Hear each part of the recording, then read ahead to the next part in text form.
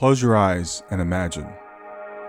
What if the things in life that cause us the greatest pain, the things that bring us grief, are challenges? Challenges designed to help us grow, to ultimately become what we were always meant to be. We feel like we've been buried, but what if, like a seed, we've been planted? And having been planted, we grow to become a mighty tree. Now, open your eyes. Open your eyes to this way of viewing life.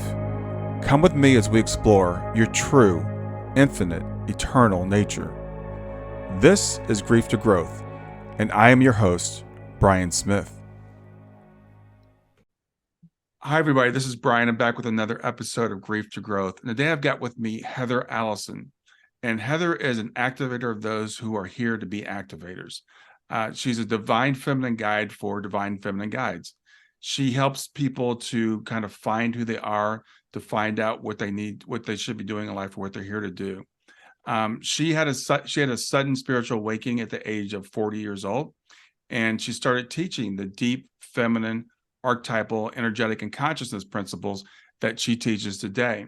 So I'm going to keep her bio pretty short. I want to bring Heather in and just let Heather talk about her story herself. So with that, I want to welcome to Grief to Growth, Heather Allison.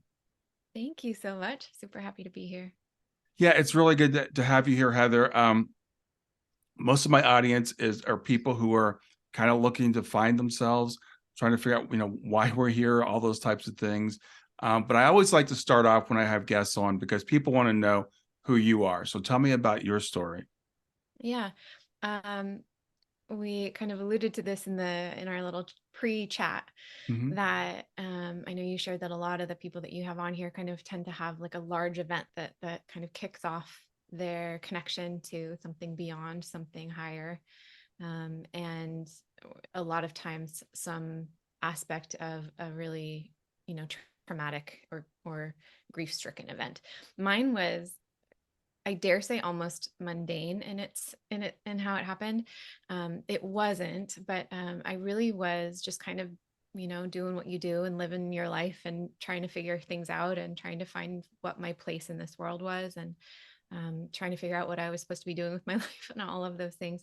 Mm-hmm. And trying to find love that was the right form of love. Like, I'd been divorced and had a really traumatic marriage, and left that, had a couple other relationships, and it was really through the process of trying to kind of figure out what was missing in my life, both professionally and relationally, that I ended up, through a series of events, finding some work that just really resonated with me really strongly. And it was kind of based in this feminine masculine energetics.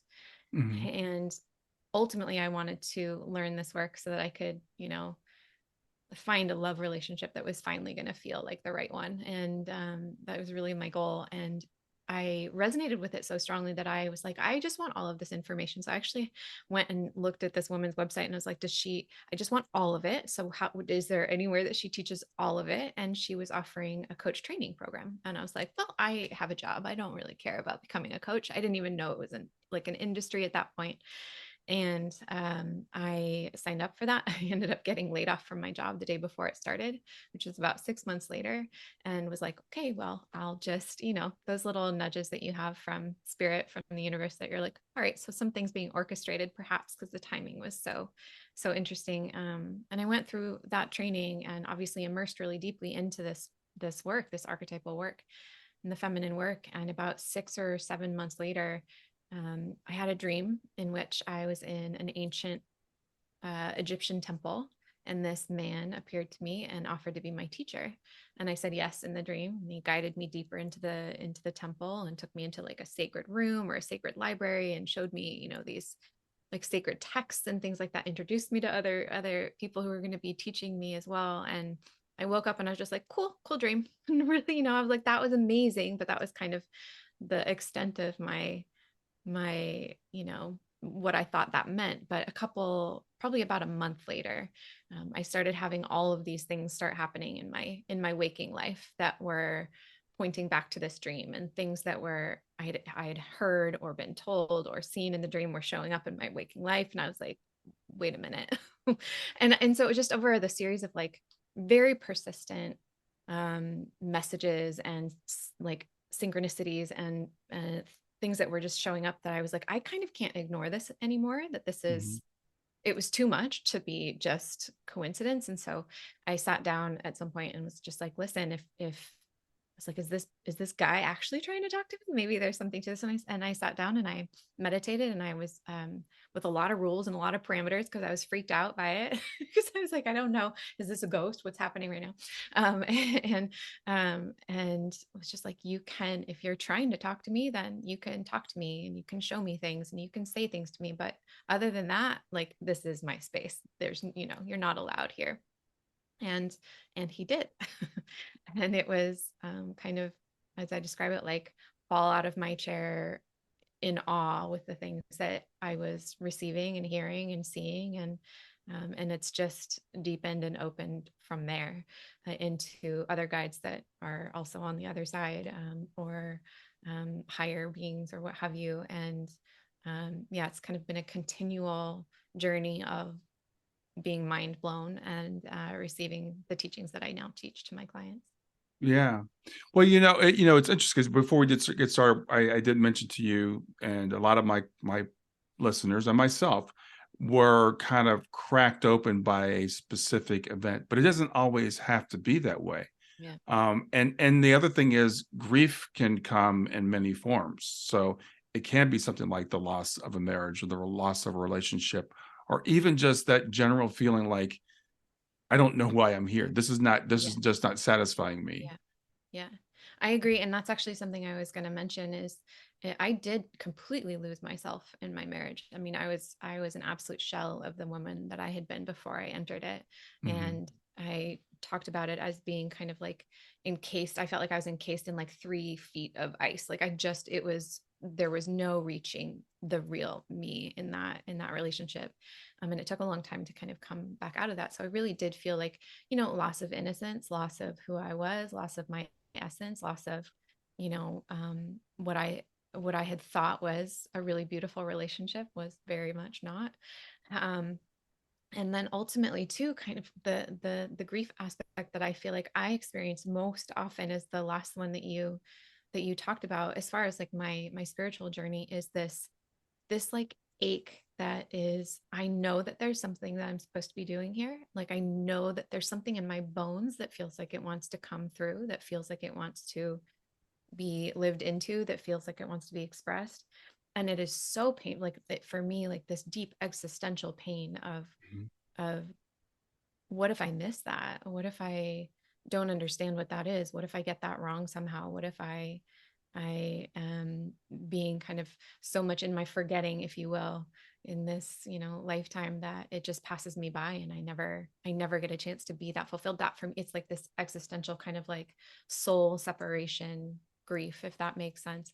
Yeah. That's actually a lot of what I do in my work. Really, is I call it a Destiny Accelerator, just because that sounds great, but it really is like helping women come into the calling that they can feel, whatever that looks like in their life, that deep calling that would feel like death and like absolute like severance between self and soul if you actually weren't able to bring that into manifest. Yeah. Well, I think that's really interesting that we're talking about that. And you said that because I just recently put up a podcast I did with someone named Harmony Quaker, and she talks about this separation from herself. Hmm. And so again, that's another type of loss. It's another type of grief. And I think when we come into this world, we do take on the veil, we take on the forgetfulness. And this is I think it's a game we kind of play with ourselves to see if we can get it back. And until we get back to that, if we listen to our souls, if we really, slow down a little bit to figure out this is not satisfying me.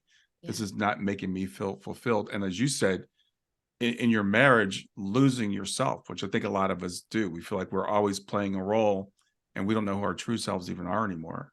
Yeah. Yeah. And I actually believe, I mean, I see it too the same way you do, like kind of, it is a little bit of this, like the great game, right? It is kind of the forgetting so that we can remember. But my experience of it too is that it plays such an important role, just in how we get to feel the things that we remember when we remember them. like the actual kind of emotional activation that we have when there's the aha moment, or when there's the piece of remembrance that drops in, when there's the breakthrough. I feel like those moments are so much more embodied, because they're kind of, because it's those moments of popping through the membrane, if you will. Like they're if it was just, well, I kind of have an idea, but then there's like sort of a little bit of remembrance, it's like it wouldn't quite have the same impact. And like this, like that we, it's kind of that gaspy feeling that we're like, oh yeah, that feels like, that's when it's like rushes through our whole body. That's when it's really deeply embodied, and we can't forget it again, if that makes sense. Yeah, I think that makes absolute sense. So when you went through this, and I was looking at your website a little bit before we got on there. I guess you actually got on Google and started looking Yeah. for. So what did you search for on Google? I'm curious. So there are two Google. I'm not sure which story you're talking about, but in the first, it was when I was just like, I am so, because I'd been married and then I'd had two other relationships and both of them failed, and I was like, what is going? I didn't know why. I was like either picking the wrong man, or it was just that I was somehow not able to hold on to a real, I don't know which one it was, or maybe it was a little of both, but I was kind of doing some of that desperate Googling that you do in the middle of the night when you're like, there has to be an answer. There Mhm. has to be some kind of an answer. And that's when I found that work by the woman that was basically kind of like the seed of me finding this feminine and masculine energy work. But the other Googling thing that I did, and so I'm not sure which one you're referring to, was when I call him my cosmic teacher, that man who approached me in the dream, Oh, and then okay. now kind of speaks to me and teaches me from beyond the veil. Um, when I remember one time I sat down and I was meditating, I think this was probably like within the first couple months of starting to kind of learn from him. And he showed me a symbol, and I was like feverishly trying to draw it in my journal, trying to like get it down. And I was like, I don't think I'm getting this right. Like, this is not quite, I can't, it was complex. And I was like, can you help me Google it? And I just asked for him to help me Google it. And the music I happened to be listening to at that moment, I heard a lyric in it. And I, for some reason, knew that that's what he wanted me to Google.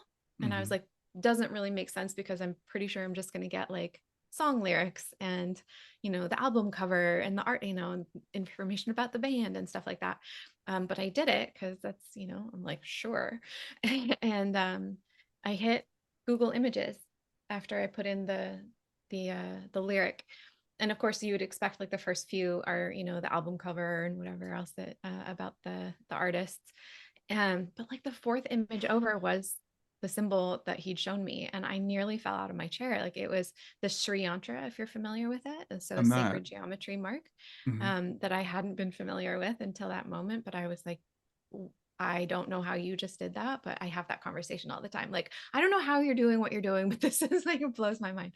Those two feel like the biggest kind of like, well, I do a lot of what I call intuitive Googling. So I kind of Mhm. make use of Google quite a bit. As far as, my cosmic team now sends me on kind of goose chases every once in a while, and like, you know, breadcrumbs that they give me, and they end up taking me to more information through Google, which is kind of fascinating how it all weaves together. Yeah. So it sounds like you've trusted your intuition, or you do trust your intuition. Yeah. And I teach my clients this too, that there is kind of an art to that intuitive Googling as well, where you just, put in some search terms and see what you find when it comes to kind of, symbolic meaning or what have you. But then it's not like you're, doing like a research paper where you're finding all the information that you can possibly find. You're really like letting yourself be guided into what you click into, and you're letting yourself be guided into what actually creates some kind of resonance for you. And when you read it, again, I feel like this is like I mentioned, like the forgetting is on purpose so that the remembrance can feel like resonance, so that remembrance can actually like vibrate us into kind of like a knowing, if that makes sense. Mhm. And so they do the same thing even with those little tiny little breadcrumbs that we get as well. Yeah. Well, I think we it's interesting, this game that we play, as I refer to it. I think it is. I think it is like we come here to forget so that we can remember again, but we're never really alone, and I think we a lot of times feel like we're alone. And when you open yourself up, 'cause you mentioned journaling. Were you journaling before you had the dream of your guide? If I was, it was barely. I mean, I had some things, but I mean, I would probably go months and months and months without, Hmm. and then something interesting would happen and I would journal about that, but it definitely wasn't a practice. And it definitely, what I was not in the habit of having conversation, if that makes sense. Right. I'd even done some work with a really dear friend of mine, Elisa Romeo. She wrote a book called Meet Your Soul. And so I did some work with her and met my soul, through her work, through her practice. Okay. But even that, I kind of felt like I was making it up, and so I really wasn't even in conversation with my soul in that way that she guides and suggests either. Um, so it didn't become something that I really believe, like you're saying, like there's communication, there's language, there's a dialogue that happens like everywhere, and there's so much support, and there's so many beings and ancestors and spirit and energies that are here to support us and be a part of our team. You just said something really interesting that I understand, but some people listening may not understand when you say meet your soul, because people Yeah. might say, well, I am my soul. So Yeah. what does it mean to meet your soul? Yeah. So, and Elisa talks about this probably a little bit differently in her book. I do some similar work with my clients, especially like now that I have a really deep connection with my team and my soul. I've kind of started working with her and with my team a bit differently. But Hmm. for me, it's like, yes, of course, we are our soul and our soul is us. Um, but there is, like you said, there is this veil of forgetting. There's this membrane kind of over, like if I always like to talk about it as being like the tip of the iceberg, we're just this tiny little piece.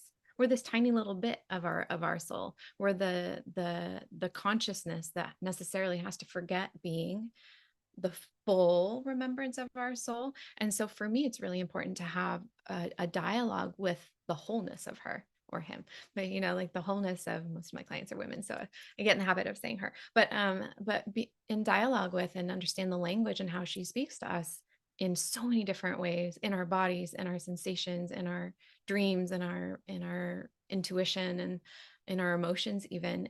And so that and learn what it is that she's saying through those channels, through those languages, so that we can tap into her. Because I mean, I can't tell you how many times, like even just sitting down on my mat to meditate, like I would prefer, like small me wants to do, maybe work with a crystal or pull some cards or like whatever that might be. Like I have ideas about what I want to do, or even just in my life or in my business. Small me has ideas. Small me has impulses. Small me has and there's nothing wrong with small me, but you know what I'm saying. Like Hmm. I have small me has ideas and impulses and desires and things that I could pass off as being soul guided. But more often than not, when I actually check in with her, there's a different frequency that she feels different than just me.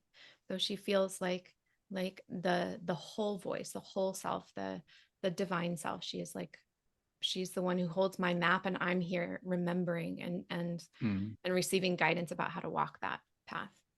Yeah, I love that. She's the one that holds your map. I think that's Mhm. really cool because I this is a relatively new concept for me, and it's something that I'm really started to dig into and understand, is that the small me that you talked about, because that's the human part of us, and we feel like when we're here that we are human, and that we are just human.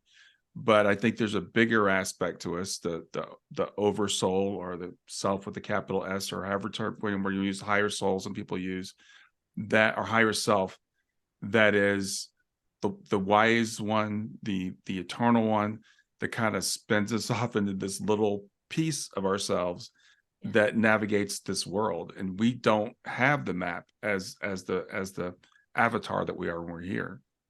As much as we would like to think we do, we don't. Yeah, exactly. And so she really, in my experience of this, is she, and again, I'm sorry, like he or she, 'cause depending on how, you will, but she has a completely different tone to her voice than what even your wise self brings to the table. Like I consider myself to be, I have a wise self as well, but it's a completely different tone of voice than my soul. Like where the more you work with your soul, it becomes unmistakable. And most of the time she speaks to you in a way that like has you like, oh yeah, like it has you like it vibrates you back to this like I hope I can, is it okay if I swear? Yeah, Like, yeah.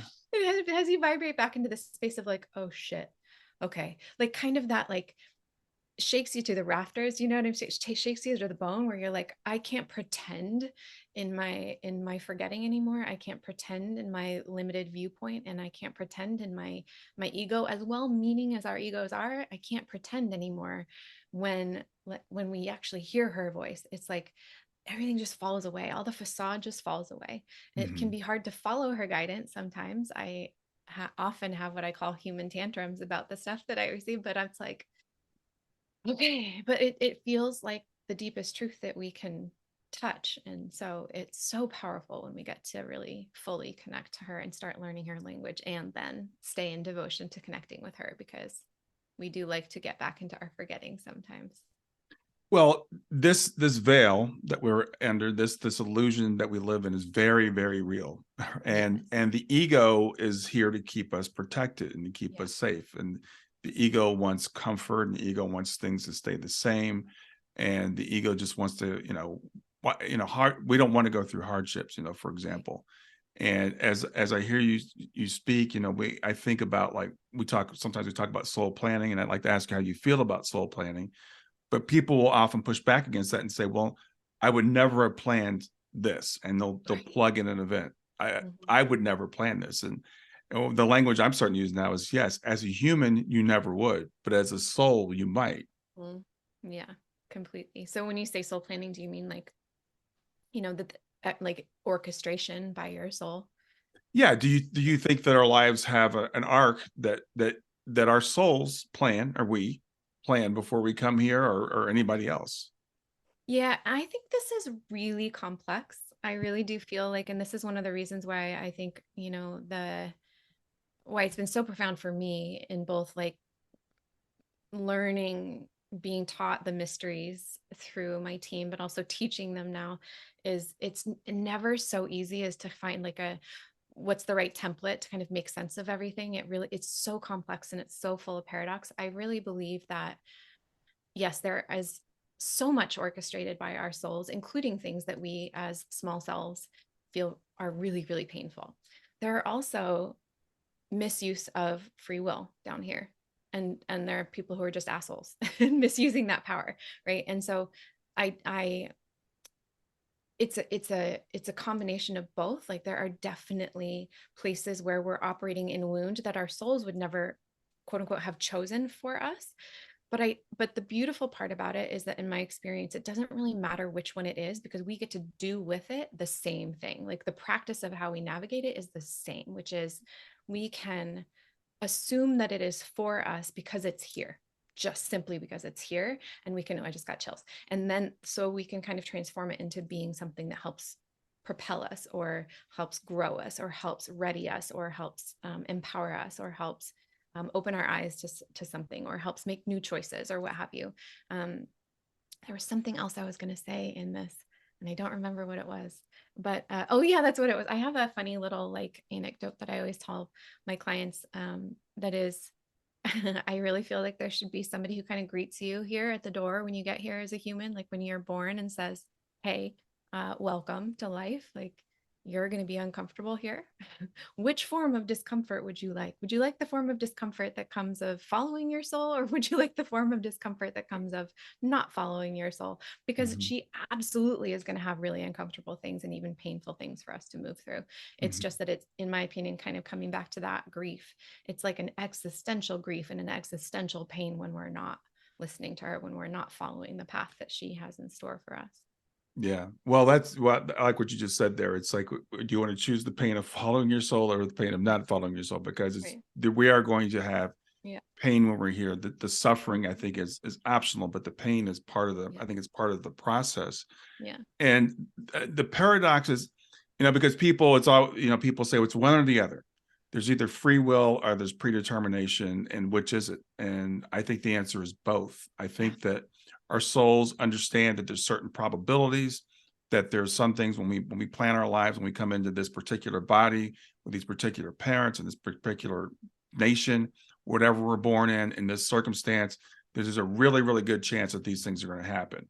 Mm. But there's also our own free will and the free will of all the people around us. So I think unanticipated things can also happen, but I think the overall arc is kind of planned.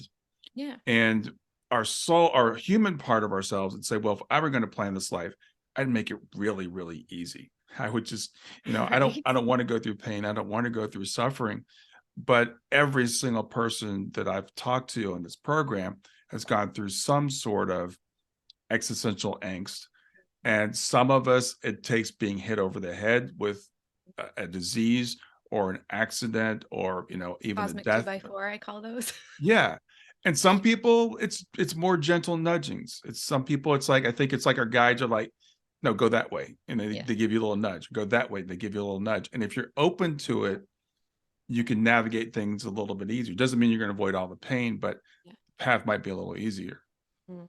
Yeah. And like I said, if you kind of get into the habit of and the practice of the transformation, right? The alchemy of the things that happen, regardless of how, you know, I also don't believe in kind of measuring grief or pain, or, you just can't unless you're in somebody's experience and in their Mhm. mind and in their bodies. You can't compare. Um, Also granting the fact that there are very much more severe forms of pain and things as well.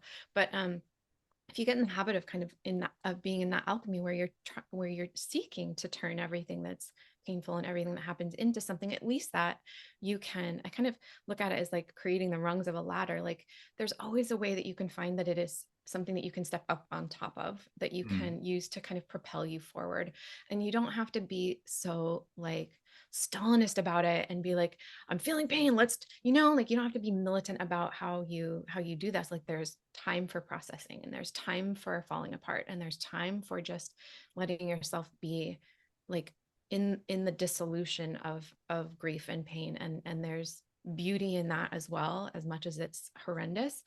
Um, but there's always, I find that as long as there's the holding of the truth that this also can be turned into soil, that this can be turned into fertilizer for growing Right. something and Right. something beautiful, then we can face those. And that for me is what creates like the quote unquote ease of navigating stuff like that. It's not that, I honestly feel like, what would be the point if we came here and it was just to kind of hang out and not have any experience? I also feel like even just separation from source in the first place is painful. And so like I just don't think it makes sense, if we're going to be in any form of separation, that there wouldn't be some form of that repeating, right? Like that's what we are really, and that's what archetypes are about, are like the repeating patterns that kind of echo out from source. So like there has to be some form of separation, but we can find a way to make that separation sacred. Yes, absolutely. And I like what you also said about, because when we get into these paradoxes, there's a parent paradox. People will get very adamant about like it's one or the other. I happen to believe that there is a plan. There's an arc that we plan, not someone plans for us. There's not punishment. Like if you do a Mm, bad thing, you're gonna come back and you're gonna experience this. But right. I think you might choose to. But regardless of what you believe, what we can do, as you said, we can turn it into soil. Whatever it is that happens to us, even if it is just random, we can choose, how am I going to use this to serve me? Yeah. What can I learn from this? How can I let this inspire me? How can I let this make me stronger? Use it to inspire other people, whatever that happens to be. And there is I just finished a book by a guy named Christian Sundberg. It's called A Walk in the Physical. And Mm, I love that he has pre-birth memories and he remembers like when they put the veil on, right? So he's his soul, and they put the veil on and he describes like the pain, the emotional pain and the separation and the mm, feeling of helplessness and all the things that we feel when we're human. yeah. And that's part of the experience of coming here, because we do feel separated. Most of us do feel lonely, even when we're around other people. Yeah, and I think that's like you're saying, it's like it's really hardwired. It's like baked into this. I was getting chills as you were saying that, but it's really baked into this experience because it is degrees and degrees and degrees of separation, right? In order to have a me, and you are a me, and they are all me's listening. And in order to have that, there has to be a separation of selves and of consciousness and stuff like that. So of course that's going to be heavy, and there's going to feel like there's something missing. And that I think is one of the keys for me, and in why I love this work so much, is because that ache, something's missing, or I'm supposed to be doing something beautiful and profound and important and meaningful.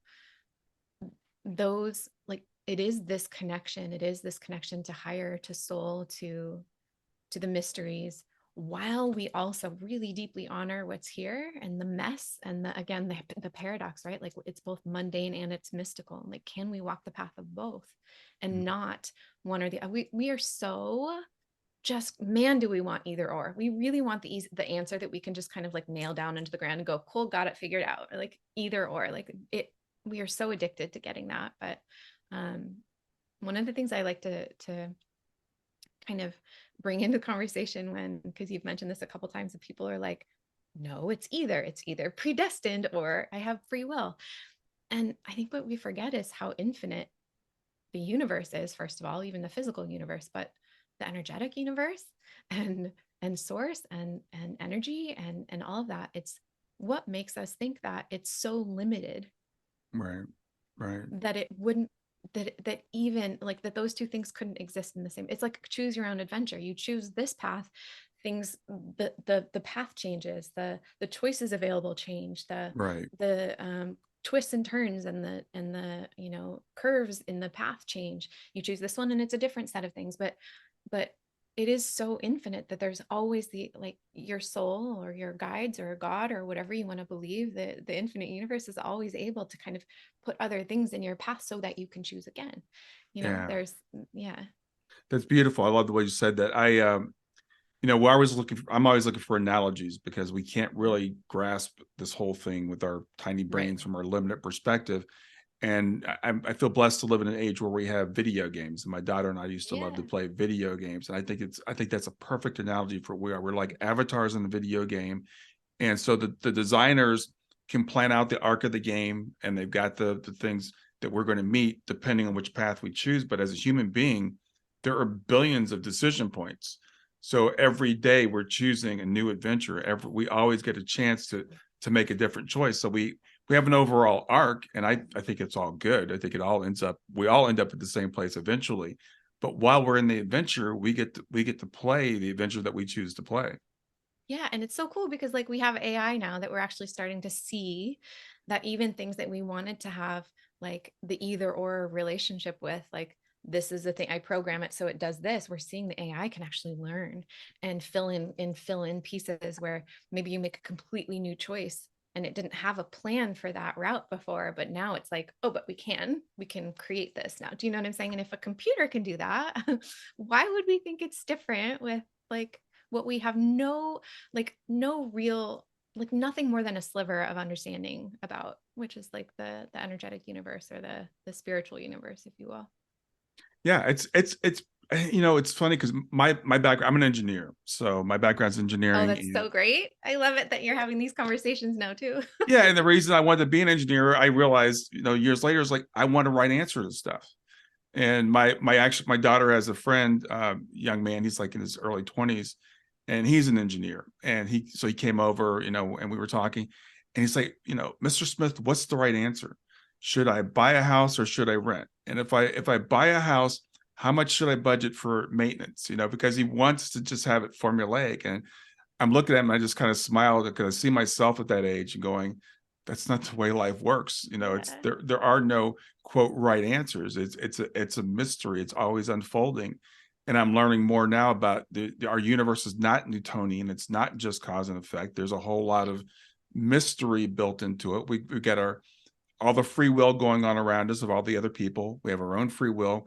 We've got our guides and all our loved ones in spirit that are there, and they're nudging things along for us. So there's a movie I want to watch again. I just thought about this week called The Adjustment Bureau, where it's like they're always like putting little nudges in, trying to get things to go the right way. And Mm. I think it's more like that. It's dynamic. Yeah, I completely agree. And it's like quantum physics, right? Like, so this is one of I love it too. I don't consider myself to be a scientific person or an engineer, although my dad was.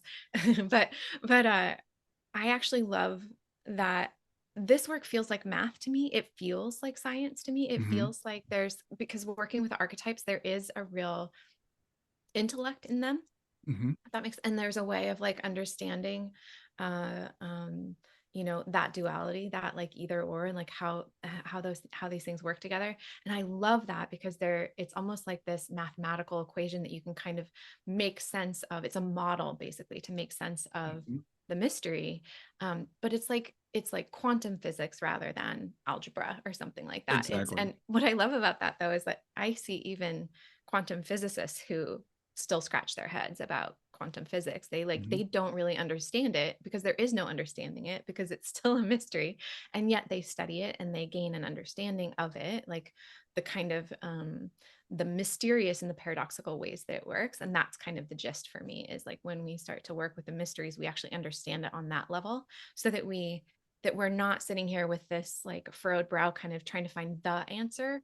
We find the possibilities, and then we have a lot more information to make our choices because we actually understand the possibilities, if that makes sense. Yeah, it makes a lot of sense. And I try to understand it from a scientific perspective. What I realize, what most scientists, um, what they miss is they think everything is material and everything is. They still think in terms of Newtonian, Yeah. like cause and effect. And so they found on the very small level, they found these quantum effects. They said, but that only works on the very small. And I was listening to Bernardo Kastrup talk about Carl Jung's work, and what I've realized is, at least the understanding I have right now, it's like the quantum effect I think works on the very small and on the very large, and that's what we don't understand. We think we have everything figured out because we'll take a little piece of something and we'll say, oh, cause and effect, this causes this. But we don't understand it from a very large perspective, and I think that's where the quantum effects come in. That's where our guides and stuff have influences, that they're manipulating our universe in ways that we just really don't understand. Yeah, I agree. And I think that's just because we're in it, right? We're in this You can't level, see it this from size, within. like we're in the center of it. So of course we can't see how it works here. We can kind of only look at like the size that we have a relational understanding of, but we can't understand the full scope of everything here because we're in it. We're like in the very center of it, if that Right. makes sense. Yeah. Yeah. It's like you asked your guide, and I do the same thing. My daughter sends me crazy signs, and I'll say, "How did you do that?" Yeah. How do they know to put you in the car at the moment the song is going to come on the radio? Or how do they know to, send you outside at the moment you're going to meet the right person that you're going to meet?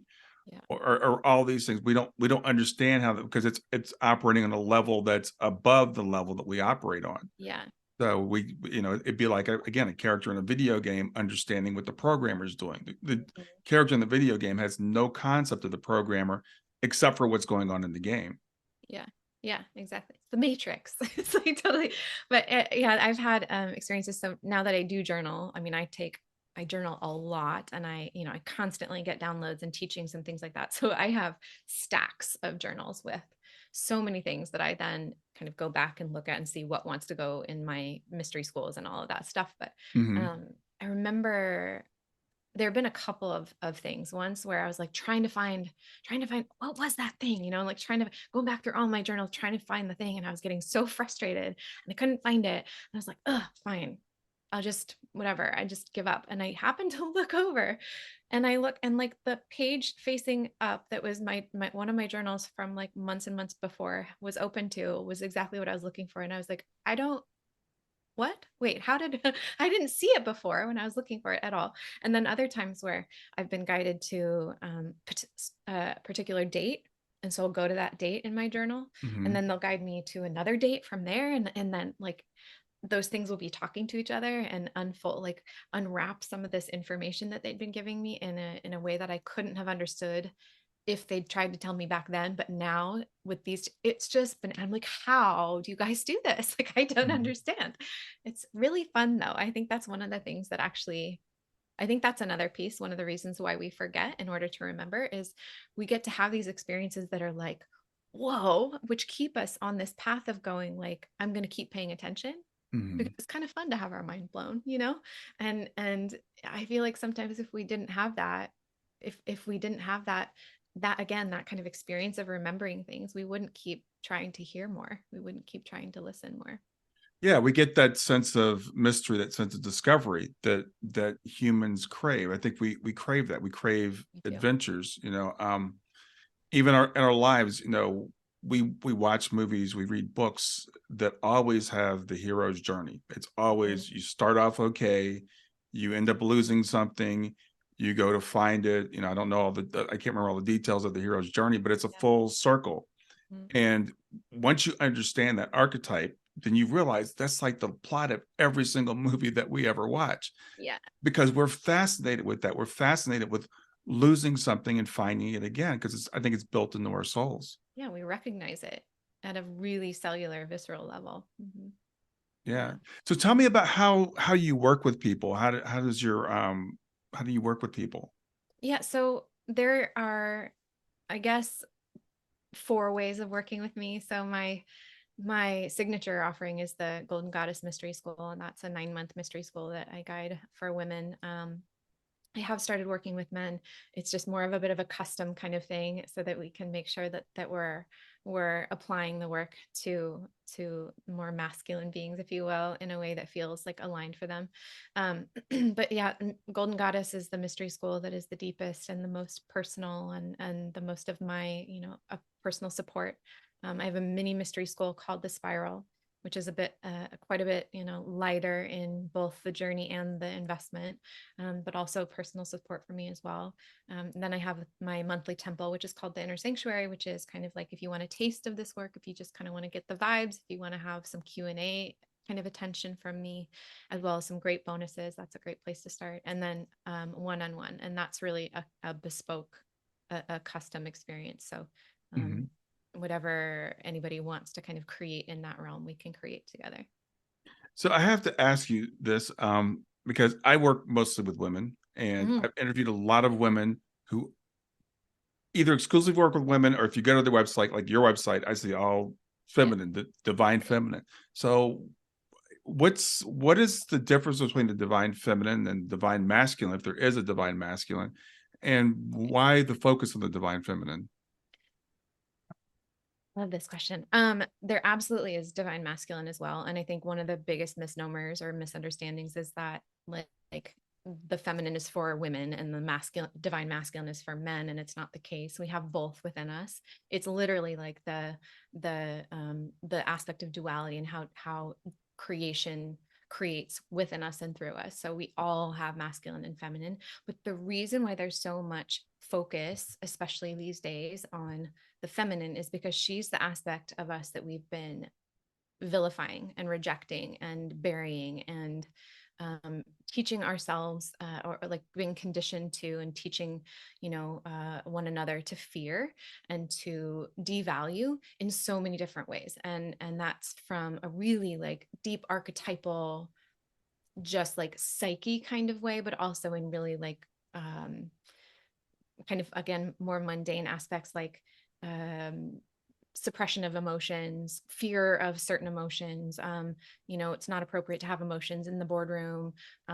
Intuition has been put on a back burner, like either disbelieved or devalued, or just something that we don't think has any merit and worth in things like business, or in things like more rational, linear things that we do in this life.